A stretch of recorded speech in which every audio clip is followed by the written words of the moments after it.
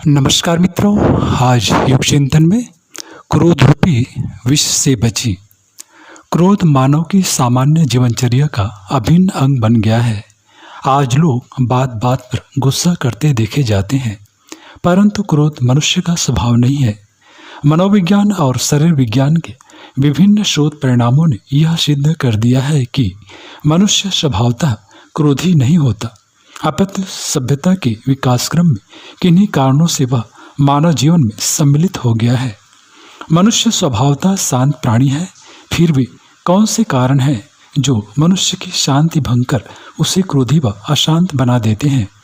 मनोविज्ञान के अनुसार मनुष्य जब अपनी क्षमताओं का सही सदुपयोग नहीं करता तो वे गलत दिशा में नियोजित हो जाती हैं। पिछली कुछ पीढ़ियों से उसे यह दुर्गुण विरासत के रूप में मिलता चला आ रहा है, जो आज उसमें आदत के रूप में रच बस गया है।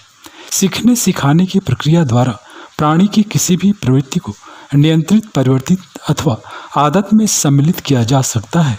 इसे सोवियत वैज्ञानिक इवान पावलोव ने एक कुत्ते पर प्रयोग कर सिद्ध कर दिखाया। जब भी कुत्ते को खाना देना होता, वे पहले घंटी बजाते, फिर भोजन देते। यह प्रक्रिया अनेक दिनों तक चलती रही। घंटी बजती, कुत्ता उपस्थित होता, वह भोजन कर चला जाता। कुछ दिनों में ही उसके मस्तिष्क में यह बात बैठ चुकी थी।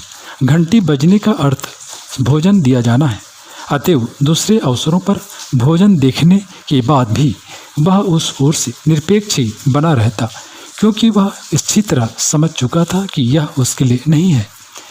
इस प्रयोग के द्वारा यह सिद्ध हो गया कि कोई भी आदत प्राणी तब तक आत्मसात नहीं कर सकता जब तक वह इस प्रकार की किसी प्रक्रिया से होकर न गुजरा हो। सामान्य जीव जंतु से लेकर अविकसित प्राणी सभी में यह सिद्धांत सामान्य रूप से लागू होता है। कुछ अपवादों को छोड़कर जो अपनी अंतःप्रेरणा से स्वतः ही सीख लेते हैं, से सभी को प्रशिक्षण की आवश्यकता होती है। सिंह शावकों की स्थिति बकरी के बच्चों जैसी ही होती है। कलेवर भले ही उन्हें सी का मिला होता है, वह व्यवहार में भी वे अनाक्रामक अहिंसक जंतु जैसे ही होते हैं। यह तो उनके माता पिता ही होते हैं जो उन्हें नियमित प्रशिक्षण देकर अपने मूल स्वरूप में आक्रामक पशु के रूप में गढ़ देते हैं। यदि आरंभ से ही इन सिंह शावकों को अहिंसक पशुओं के साथ रख दिया जाए तो वे भी उनके जैसे ही अहिंसक बनते चले देखे जाते हैं। शावक अपने वरिष्ठों की शिक्षण प्रक्रिया द्वारा ही आक्रमण प्रत्याक्रमण के घात प्रतिघात सीखते हैं और तदनुरूप आदत की वंश परंपरा बनाए रखते हैं। मनुष्य भी इसका अपवाद नहीं है। जन्म के बाद उसके चलने, बोलने, पढ़ने, सीखने और सब में बनने तक में यही विद्या काम आती है। सामान्यतः किसी अबोध बच्चे को मानवीय समुदाय से पृथक कर पशुओं के समुदाय में रख दिया जाए तो वह अपने सुविकसित व सुसंस्कृत प्राणी के समस्त लक्षणों को भुला बैठता है। रामू भेड़िए की वास्तविकता सर्वविदित है। उपर्युक्त तथ्यों से यह पता चलता है कि मनुष्य स्वभाव से ही क्रोधी नहीं है और न ही क्रोध उसकी मूल प्रवृत्ति है। जो ऐसा नहीं मानते हैं वे निश्चित रूप से मानवीय मस्तिष्क को ठीक से समझ नहीं पाते। ऐसे लोग शायद क्रोध को मनुष्य की चारित्रिक विशेषता समझ लेते हैं। यदि क्रोध मनुष्य की मूल प्रवृत्ति ही होती तो संत व सज्जनों में, ऋषि महर्षियों में इसकी अनुपस्थिति की व्याख्या करना किस प्रकार संभव होता। वास्तव में मनुष्य एक कोरे कागज की तरह है। उसका मन सर्वथा निर्विकार है। उसमें सही गलत, अच्छा बुरा जो भी अंकित कर दिया जाता है वही उसकी आदत बन जाती है।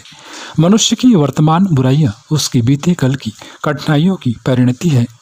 विकास यात्रा के दौरान उसे जिन प्रतिकूलताओं का सामना करना पड़ा, उसके कारण उसके मन में रोष पैदा हुआ, जो बाद में उसकी प्रकृति का अंग बन गया।